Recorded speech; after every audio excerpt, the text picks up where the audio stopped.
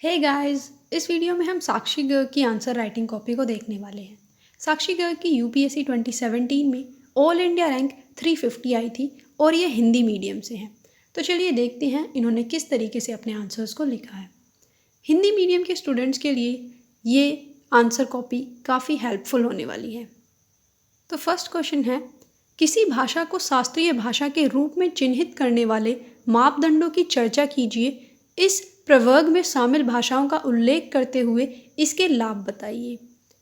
तो इसमें सबसे पहले इन्होंने शास्त्रीय भाषा में सम्मिलित होने के मापदंड को लिखा है कि किन किन मापदंडों पर किसी भाषा को शास्त्रीय भाषा बनाया जाता है।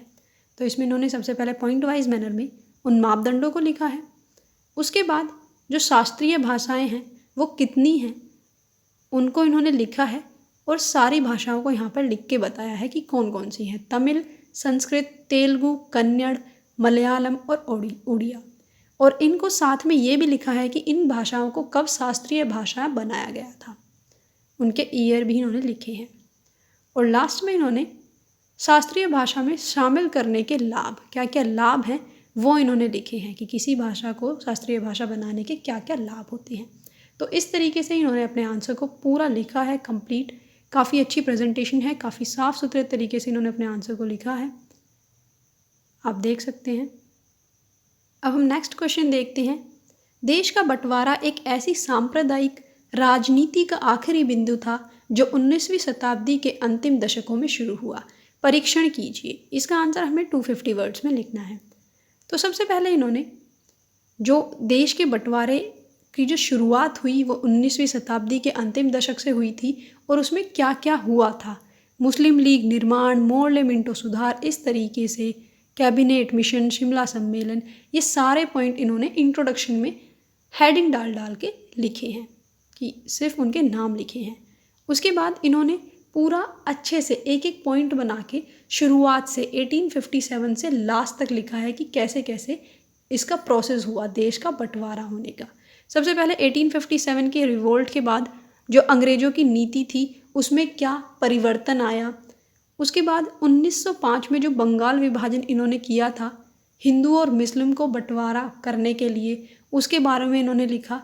और उसमें जो मोर्ले मिंटो सुधार में अंग्रेज़ों ने कहा था कि हम भारत में विषैले बीज बो रहे हैं, ये भी इन्होंने लाइन का यूज़ किया है अपने आंसर में। उसके बाद तिलक ने जो गणेश व शिवजी जैसे जिनकी हेल्प से धार्मिक त्यौहार थे उनकी हेल्प ली थी राष्ट्रीय आंदोलन में, ये है, इनको भी इन्होंने लिखा है। उसके बाद 1937 में जब चुनाव हारे थे जिन्ना, और उसके बाद उन्होंने सांप्रदायिक राजनीति शुरू कर दी थी इंडिया के अंदर, वो भी इन्होंने लिखा है। और उसके बाद कैबिनेट मिशन, शिमला सम्मेलन, इनके बारे में लिखा है। और इसी तरीके से लास्ट में जाकर कांग्रेस को देश के विभाजन को मानना पड़ा था।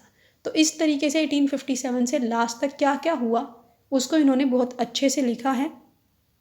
और साथ में एक काफ़ी अच्छा कंक्लूज़न इन्होंने लिखा है जिसमें इन्होंने अब की जो समस्याएं हैं जैसे कि कश्मीर, आतंकवाद, पाकिस्तानी घुसपैठ, इन सब चीज़ों को भी लिखा है कि सिर्फ बंटवारे तक ही ये चीज़ नहीं रही बल्कि आज तक भी हम इसको भुगत रहे हैं।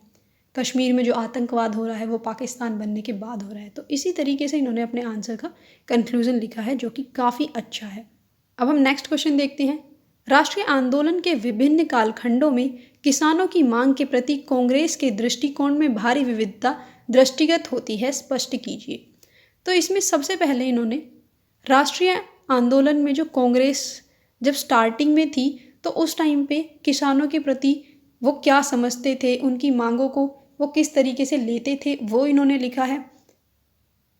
प्रारंभिक दशक में कांग्रेस जो थी वो उदारवादी चरण में थी और इन सब लोगों की मांगों को ज़्यादा नहीं देखती थी। और उसके बाद धीरे धीरे बाद में जब कांग्रेस ने इनके मुद्दे उठाने शुरू किए तो वो कारण क्यों हुआ वो इन्होंने लिखा है कि गांधी जी जब इससे जुड़े तो उन्होंने चंपारण सत्याग्रह जैसे सत्याग्रह किए किसानों के साथ। तो उसके बाद किसानों की मांग भी कांग्रेस उठाने लगी थी। तो इस तरीके से इन्होंने लिखा है कि शुरुआत में कांग्रेस ध्यान नहीं देती थी लेकिन बाद में धीरे धीरे किसानों ने इनकी मांगों पर ध्यान देना शुरू कर दिया। और इसी तरीके से लास्ट में भी 1921 में जो कराची अधिवेशन हुआ था, जिसमें किसानों के संबंध में बातें हुई थी, मांगे रखी गई थी, तो वो भी इन्होंने लिखा है। तो इस तरीके से इन्होंने अपने पूरे आंसर को लिखा है। पूरा एक प्रोसेस इन्होंने फॉलो किया है कि शुरुआत में कैसे था, फिर बाद में चेंज हुआ तो किस कारण से चेंज हुआ। तो आप इसको देख सकते हैं, काफ़ी अच्छा इन्होंने अपने आंसर लिखा है। तो फ्रेंड्स, ये थी साक्षी गर्ग की answer writing copy. I hope this video was useful for you. Thank you so much for watching. Please do like, share and subscribe to my channel.